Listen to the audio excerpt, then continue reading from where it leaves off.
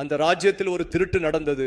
அந்த திருட்டை யார் செய்தார் என்று தெரியவில்லை. ராஜா ஒரு கட்டளை பிறப்பித்தார். திருட்டு செய்தவர் யாராக இருந்தாலும் பிடிபட்டால் அவரை கொரடாலால் அடித்து கொள்ள வேண்டும். சில நாட்கள் கழித்து திருடன் பிடிபட்டான். அவனை கொண்டு வந்து ராஜாவின் முன் நிறுத்தினார்கள். ராஜாவின் வாயிலிருந்து வார்த்தை வரவில்லை. என் அன்பு மகனை என் முன் கொண்டு வந்து நிறுத்தினார்கள். என்ன செய்வது மகாராஜா? திருட்டு செய்தவர் பிடிபட்டால் கொண்டு வருமாறு உத்தரவிட்டீர்கள் அல்லவா? நம் பொக்கிஷத்தில் திருட்டு செய்தவர் உங்கள் மகன்தான் என்று தெரியுமா? தண்டனை நிர்ணயிக்கப்படுகிறது. கொரடாலால் அடிப்பவர்கள் வந்துவிட்டார்கள். அவர்கள் கொரடா எடுக்கும் போதே அவங்க நின்று விட்டார்கள். மகாராஜா நரசிம்ஹாசனில் அமர்ந்திருந்தார். மிகவும் பதட்டமாக நடுங்கிக் கொண்டிருந்தார். ஏனெனில் அவரது மகன்தான். அவர் அருகில் சென்றார். தனது மகனை தனது அரவணைப்பில் கட்டிக்கொண்டு தானே மண்டியிட்டு தண்டனை விதிக்கவும் என் மகனை அடிக்கவும் என்றார். ஒவ்வொரு அடியும் விழும்போது அந்த தந்தை மனதில் துடிப்பும் உடல் முழுவதும் கிழிந்து போன உணர்வும் ஏற்பட்டது.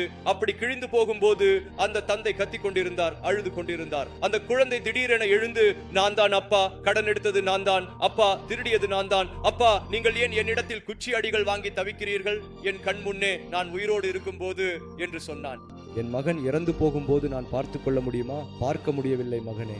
உன் ஆசையை நிறைவேற்றுவாயா? உன் ஆசை எதுவாக இருந்தாலும் நான் அதை நிறைவேற்றுவேன். அப்பா, நீ தவறு செய்து திருட்டு செய்து மரண தண்டனை வாங்கி கொண்டாய். எந்த தவறும் செய்யாத நான் உன்னை உயிரோடு நேசித்த புண்ணியத்திற்காக உன்னிடத்தில் நான் இறக்கிறேன். இனிமேல் என் மகனாக என்னிடத்தில் வாழ்வதாக வாக்குறுதி தருகிறாயா? அப்பா, பாவி ஆனாலும் எனக்காக அப்பம் அறியாமல் நீ உயிரை கொடுக்கிறாய். நான் வாக்குறுதி தருகிறேன் அப்பா, இனிமேல் நான் உன்னைப் போலவே வாழ்வேன். உன் மகனாக நீ பெருமைப்படும் விதமாக நான் வாழ்வேன்.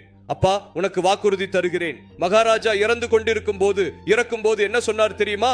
என் மகன் செய்த தவறுக்காக என் மகனின் இடத்துல நான் இறக்கிறேன். ஆனால் என் மகன் தன் தவறை நீ ஒப்புக்கொண்டு இனிமேல் என்னை போல வாழ்வதாக வாக்குறுதி அளித்ததால் இந்த நாட்டுக்கு அரசனாக அறிவித்து நான் புறப்படுகிறேன்.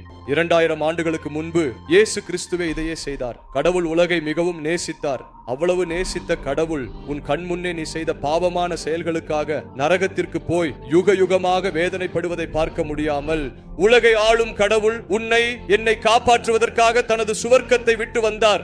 உனக்கும் எனக்கும் வரவேண்டிய தண்டனையை எல்லாம் அவர் தன் மீது ஏற்றிக்கொண்டார். இப்போது அவர் சொல்கிறார், யாருடைய இதயத்திலும் எனக்கு இடம் கொடுங்கள், என்னை வரவிடுங்கள். இந்த காலை நான் அடியெடுத்து வைக்கிறேன் என்றால் நீங்கள் என்னை போல வாழ முடியும், என் மகனை போல வாழ முடியும். இந்த வளர்ச்சியில நீர் அடியெடுத்து வைக்கவில்லை என்றால் வளர்ச்சி இல்லாமல், ஆசீர்வாதம் இல்லாமல், மகிழ்ச்சி இல்லாமல், பதில் இல்லாமல், திருப்தி இல்லாமல், கணவன் மனைவிக்குள் ஒற்றுமை இல்லாமல், அமைதி இல்லாமல், சமாதானம் இல்லாமல், தூய்மை இல்லாத வாழ்க்கையுடன் இறந்து பூச்சிகள் உண்ணும் நிலைக்கு நீங்கள் சென்று விடுவீர்கள். அதன் பிறகு நரகத்திற்கும் போவீர்கள். அப்படியா நரகத்தில் விழப்போகிறீர்களா?